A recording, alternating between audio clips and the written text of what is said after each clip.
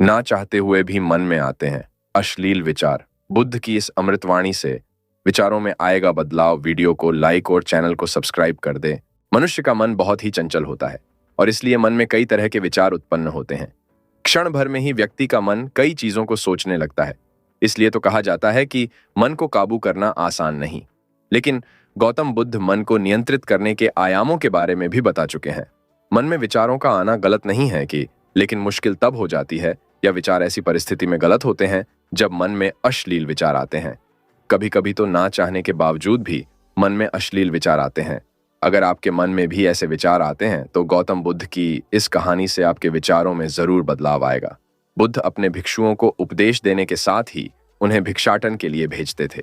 एक बार उन्होंने अपने भिक्षु भरत को भिक्षा लेने के लिए एक श्राविका के घर भेजा। भरत पूरे रास्ते मन में यह सोचते हुए श्राविका के पास गया कि आखिर आज भिक्षा में क्या भोजन खाने को मिलेगा, क्योंकि भरत चंद्रवंश के राजकुमार थे और बुद्ध के सानिध्य भिक्षु के रूप में दीक्षित हुए थे। हमेशा भरत को महल में खाने के लिए स्वादिष्ट पकवान मिलते थे, लेकिन आज भिक्षा के रूप में उसे जो भी मिलेगा संतुष्ट होना पड़ेगा। श्राविका के घर पहुंचकर भरत ने भिक्षा मांगी। श्राविका ने भरत को बैठने के लिए कहा और भोजन लाने के लिए घर के भीतर चली गई। इधर भरत फिर से अपने प्रिय भोजन के बारे में सोचने लगे और जैसे ही श्राविका भोजन लेकर आई तो भरत अचंभित रह गए। भरत ने देखा कि श्राविका ने उनके लिए उनके पसंदीदा पकवान परोसे हैं और अपने प्रिय भोजन को देखकर वह खुश हो गए। भोजन ग्रहण करते हुए भी भरत सोच रहे थे कि महल में तो उन्हें भोजन के बाद विश्राम करने की आदत है, लेकिन आज उन्हें भोजन के बाद वापस तेज धूप में चलकर आश्रम जाना होगा। लेकिन भोजन के बाद श्राविका ने भरत को कुछ समय के लिए विश्राम करने का आग्रह किया। भरत फिर से खुश हुए कि आखिर आज उनके मन की सारी इच्छाएं कैसी पूरी हो रही हैं। इसके बाद भरत कुछ देर विश्राम करने लगे, लेकिन विश्राम करते हुए भी लेटे लेटे वह सोचने लगे कि आज तो मुझे भोजन के बाद विश्राम करने को मिल गया, लेकिन ऐसा रोज रोज नहीं होगा। जब भरत विश्राम के बाद उठे तो श्राविका ने कहा कि आप जब तक चाहे यहाँ ठहर सकते हैं। भरत अब समझ गए कि ये कोई संयोग नहीं हो सकता।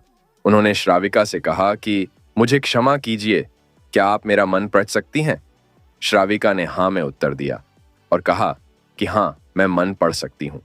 शुरू में यह कठिन था, लेकिन फिर मैंने स्वयं के मन विचारों को देखना शुरू किया। पहले मेरे विचारों की संख्या अनगिनत हुआ करती थी। इसके बाद मैंने विचारों पर ध्यान केंद्रित किया, बिना पक्ष विपक्ष के अपने विचारों को देखने लगी। इस तरह से धीरे धीरे मेरे मन में विचारों की संख्या कम होती गई और सारे व्यर्थ विचार दूर हो गए। इसके बाद से ही मैं दूसरों के मन में चल रहे विचार को पढ़ लेती हूँ। हालांकि श्राविका की बात सुनकर भरत घबरा गए। इसके बाद भरत ने श्राविका से आज्ञा ली और आश्रम के लिए निकल पड़े। रास्ते में भी भरत फिर से मन में आए विचारों का स्मरण करने लगे कि श्राविका के बारे में उसके मन में अश्लील विचार भी आए थे। श्राविका ने उसे भी जान लिया होगा, वह मेरे बारे में क्या सोचती होगी। भरत खुद को लज्जित महसूस कर रहे थे। भरत ने आश्रम पहुंचकर गौतम बुद्ध से कहा कि अब मैं कभी भिक्षाटन के लिए नहीं जाऊंगा। बुद्ध ने भरत को पास बुलाया और कहा कि क्या हुआ है, तुम मुझे सारी व्यथा बताओ। भरत ने सारी बातें बुद्ध को बताई। इसके बाद बुद्ध ने कहा कि अगले 1 हफ्ते तक तुम भिक्षाटन के लिए उसी श्राविका के घर पर जाओगे, लेकिन तुम्हें इस बात का ध्यान रखना होगा कि कल भिक्षाटन के लिए जाते हुए तुम अपने चित्त को पूरे होश में रखना। तुम्हारे भीतर क्या विचार उठे उन पर ध्यान केंद्रित करना और यह भी ध्यान रखना कि तुम्हारे मन में कौन सी वासना उठ रही है। तुम कल इन सभी चीजों को ध्यान में रखकर जाना और इसके बाद मुझे वापस आकर बताना। अगले दिन भरत भिक्षाटन के लिए गए। बुद्ध के बताए अनुसार वह पूरे रास्ते अपने होश को जागृत रखते हुए चल रहे थे। जब श्राविका का घर आया तो भरत ने भिक्षा मांगी। उसके भीतर कोई वासना नहीं थी और ना ही कोई विचार उत्पन्न हो रहे थे, क्योंकि उसने अपने मन को पूरी तरह जागृत रखा था। भरत ने भिक्षा ली और आश्रम चला गया। भरत ने बुद्ध को प्रणाम किया और कहा कि आज उसे जिस आनंद की अनुभूति हुई वह पहले कभी नहीं हुई।